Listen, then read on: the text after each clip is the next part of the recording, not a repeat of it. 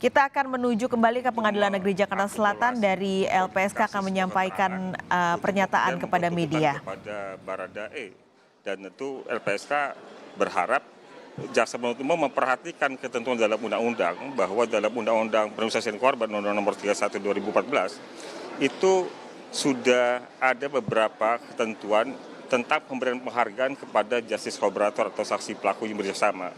Satu yaitu dia bisa dipidana percobaan, gitu. Kedua, dia dapat pidana yang khusus. Ketiga, atau dia dipidana yang pidana paling ringan di antara para pelaku. Ya, saya pikir sebaiknya jaksa dan hakim tidak ada keraguan untuk mempidana di antara pidana tiga tadi, ya, karena hal ini penting bukan hanya untuk pengungkapan perkara ini, tetapi juga menjadi pelajaran untuk perkara lainnya, agar pelaku-pelaku lainnya dan pidana yang lain itu punya motivasi untuk bekerja sama, untuk mengungkap perkara. Ya. Jadi pentingnya putusan ini bukan hanya untuk Baradae, bukan hanya untuk pengungkapan kasus pembunuhan Joshua, tetapi juga untuk pelajaran, ya, dan juga motivasi, stimulus buat pelaku tindak pidana lainnya bekerjasama dengan aparat penegak hukum. Demikian.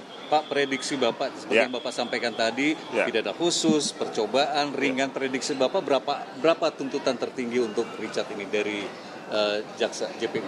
Atau bisa bebas? Ya, tapi tidak dalam posisi untuk memprediksi. Sepenuhnya ada kewenangan di jaksa untuk menyampaikan tuntutan, ada kewenangan di hakim untuk menyampaikan putusan. Ya. Jadi kami serahkan sepenuhnya pada kewenangan masing-masing instansi lembaga yang berwenang sebagaimana diatur oleh undang-undang. Hanya tadi kami sampaikan bahwa penghargaan kepada justice collaborator atau saksi pelaku bersama itu juga sesuatu hal yang sudah diatur dalam undang-undang. Gitu. Jadi kalau kita minta ada permintaan pidana percobaan, itu suatu hal yang bukan berlebihan. Tapi karena itu sudah diatur dalam undang-undang, salah satu rewardnya dari seorang justice collaborator adalah misalnya dipidana atau pidana percobaan. Gitu.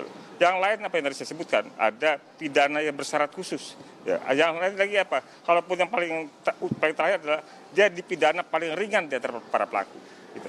Jadi tiga hal yang saya sebutkan itu bukan disampaikan, bukan ucapan LPSK, tetapi ucapan undang-undang. Undang-undang itu dibuat oleh pemerintah dan DPR, ya, untuk menjawab bagaimana persoalan pidana ini bisa lebih mudah dituntaskan dengan adanya peran seorang justice collaborator. Pak, dari aturan itu Pak secara spesifik untuk khusus, kemudian percobaan dan ringan itu berapa tahun Pak dari aturannya? Nggak ada, tidak ada. Sesuai dari arah putusan majelis hakim. Itu tinggal dimaknai oleh jaksa penuntut umum dan oleh hakim, ya. Memaknai apa dari ketiga pilihan alternatif pemidanaan itu mana yang akan diputuskan oleh hakim. Makanya kata saya sebaiknya tidak ada keraguan baik di jaksa penuntut umum maupun dari hakim untuk mengikuti ketentuan perundang-undangan.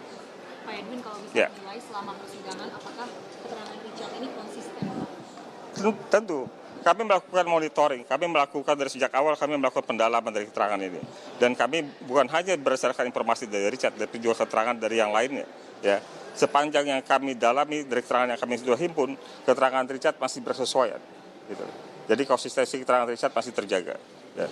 Apabila ada yang mengatakan bahwa keterangan Richard ini berdiri sendiri, ya, sepenuhnya itu tidak benar. Tapi kalaupun itu dianggap benar, itu menunjukkan bagaimana pentingnya peran justice collaborator. Gitu. Karena pentingnya peran seorang saksi pelaku bersama atau justice collaborator itu adalah mengungkap perkara yang sulit pembuktiannya. Gitu. Jadi karena sulit pembuktiannya, itulah peran pentingnya dari seorang justice collaborator. Gitu, untuk mengungkap perkara itu. Ada limit tidak Pak? Ini kan sudah masuk dalam tahap persidangan akhir gitu menuju vonis. Untuk perlindungan atau hak perlindungan untuk Richard Eliezer sendiri, apakah ada batasnya sampai kapan atau bagaimana Pak?